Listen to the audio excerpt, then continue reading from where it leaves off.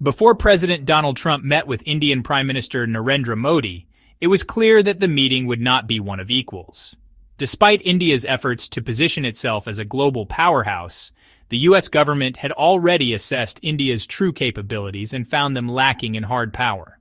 Modi's visit to the United States was not initiated by Washington, but rather pushed forward by the Indian government. The goal was to showcase a strong democratic alliance between India and the U.S., reinforcing India's narrative of being a key strategic partner in countering China. However, this alignment was more symbolic than substantive, as the U.S. had consistently pressed India for concessions on trade, defense, and economic policies.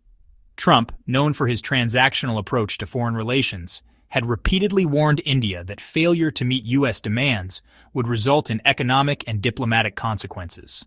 Despite these warnings, Modi remained confident in his personal rapport with Trump, recalling their earlier interactions during Trump's first term. During that time, Modi had proudly delivered speeches emphasizing India's strength and its strategic partnership with the U.S., while Trump stood beside him with a characteristic smile. However, Modi may not have realized that Trump had good friends everywhere. North Korean leader Kim Jong-un, Russian President Vladimir Putin, and Chinese President Xi Jinping were all at some point considered part of Trump's inner diplomatic circle. But there were two key traits that distinguished Trump's true allies from his political acquaintances. One, they had something valuable that the U.S. government needed to achieve its strategic goals. Two, they were independent and not under U.S. control, making them formidable figures on the world stage. By these metrics, India did not qualify as a priority partner for Trump. If geopolitical circumstances required the U.S. to engage with Cuba or Venezuela, Trump would quickly shift his focus, forming new diplomatic ties as needed. His praise for Modi in the past was less about genuine friendship and more about his early misconceptions regarding India's global influence. When Trump first took office, he saw India as a potentially strong ally, capable of playing a key role in balancing China's rise. However, over time, his administration realized that India lacked both the military and economic power to effectively counter China. Worse, from the U.S. perspective, India's economic policies, including protectionist trade measures and high tariffs, were seen as unfairly benefiting India at America's expense. As a result, Trump gradually distanced himself from Modi. This shift became evident when Trump invited Chinese President Xi Jinping for discussions while ignoring Modi's presence. The contrast was striking. India, which had sought to align itself with the U.S. to counter China, was sidelined while the U.S. prioritized its engagement with Beijing. During Modi's visit to the United States, Trump did not treat India as an equal ally. Unlike the Five Eyes intelligence alliance comprising the United States, Canada, the United Kingdom, Australia, and New Zealand, or major strategic partners like Europe and even Russia, India was not seen as a vital player in America's long-term geopolitical plans. Trump went further, openly challenging India on trade. He imposed reciprocal tariffs, calling out India as the country with the highest trade barriers in the world.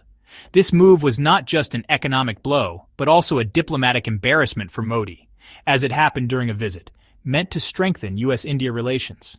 Perhaps the most humiliating moment came when an Indian reporter asked Trump how the United States planned to counter China if it was imposing tariffs on India, presumably suggesting that weakening India would hurt the broader strategy against Beijing.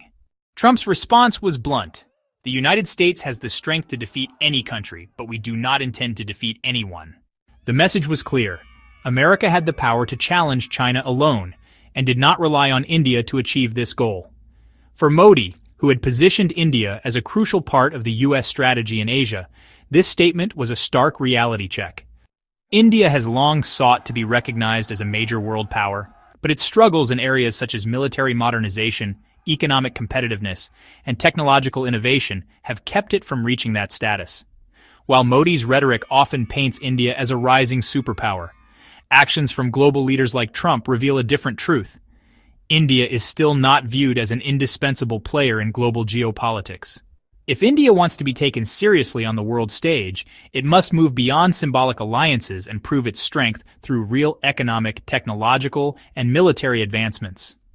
Otherwise, it risks remaining an afterthought in the calculations of global powers. During a joint appearance with Indian Prime Minister Narendra Modi, former U.S. President Donald Trump sent a clear message: India must make economic concessions to the United States or face consequences. The U.S. was not interested in confronting China at that moment. Instead, Washington still needed Beijing's cooperation in various global matters. For India, this was a stark reminder that its concerns were not necessarily a priority for the U.S. When Trump made this statement, Modi stood beside him, likely feeling embarrassed. India has long positioned itself as the world's largest democracy and a natural partner to the U.S., but the reality of this relationship is far more complex. Despite public displays of camaraderie, the U.S. has long been frustrated with several aspects of its engagement with India, including issues related to immigration, the quality of technical expertise in key sectors, and the rise of telecommunications fraud targeting American consumers.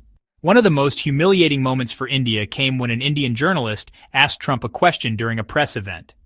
The journalist's accent made it difficult for Trump to understand, and after asking for clarification twice, he eventually dismissed the question entirely and moved on to another reporter. This public exchange underscored an uncomfortable truth. While India sees itself as a key global player, it does not always receive the respect and recognition it desires on the world stage. The incident also pointed to broader communication challenges faced by Indian professionals in international settings. Despite the widespread use of English in India, there is often a gap between local pronunciation and global intelligibility. Given today's access to international media, streaming platforms, and language learning tools, such barriers should be easily overcome.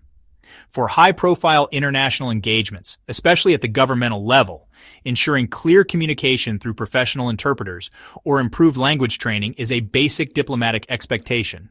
If India wants to be treated as an equal by major global powers, it must acknowledge these realities and take proactive steps to strengthen its position. Relying solely on historical ties or ideological alliances is not enough. India needs to demonstrate its strategic, economic, and diplomatic value in ways that command genuine respect, rather than expecting it by default. International diplomacy is built on mutual respect, effective communication, and strategic alignment. However, the dynamics between the United States and India during Narendra Modi's visit to Washington under Donald Trump's presidency highlighted an uncomfortable reality. India's role in U.S. strategic planning is far more limited than it may assume. Language and communication barriers further complicated this relationship. If Indian journalists and officials struggle to communicate effectively in high-level diplomatic settings, the logical solution would be to utilize professional interpreters. The United States government could provide them, allowing Indian representatives to speak in Hindi or other native languages, while ensuring their messages are clearly understood. Effective diplomacy requires clear communication, and in such settings there is no shame in relying on interpreters to maintain precision and professionalism. Despite Trump's often dismissive approach, his priorities were clear. His focus was on securing the best deal for the United States.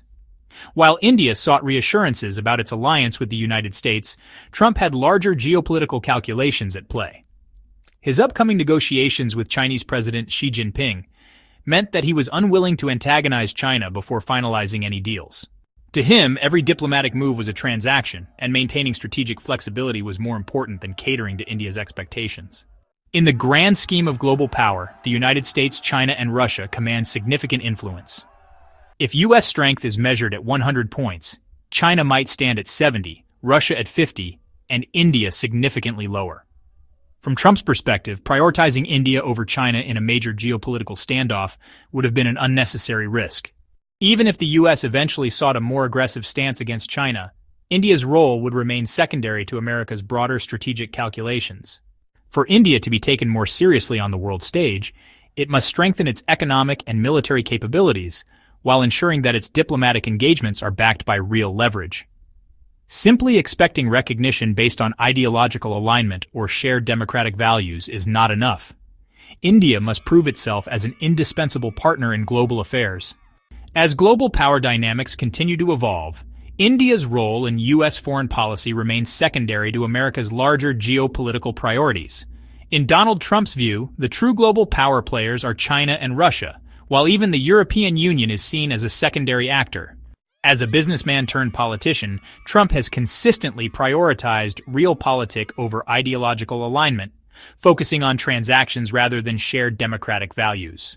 For India, this means that simply being a democratic partner is not enough to secure influence in Washington. Unlike allies such as NATO members, Japan, South Korea, or Israel, countries with established military and economic contributions to the U.S. Trump's approach to international relations is transactional, and his foreign policy reflects a law of the jungle mindset, where power and economic leverage dictate decisions. Countries that fail to assert themselves through economic or military strength risk being sidelined in major geopolitical discussions.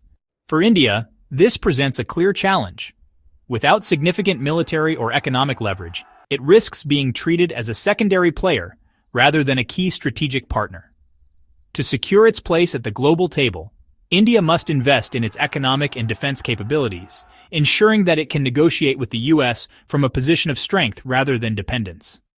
Otherwise, it may find itself in a position where it must comply with American demands without having a meaningful say in shaping global affairs.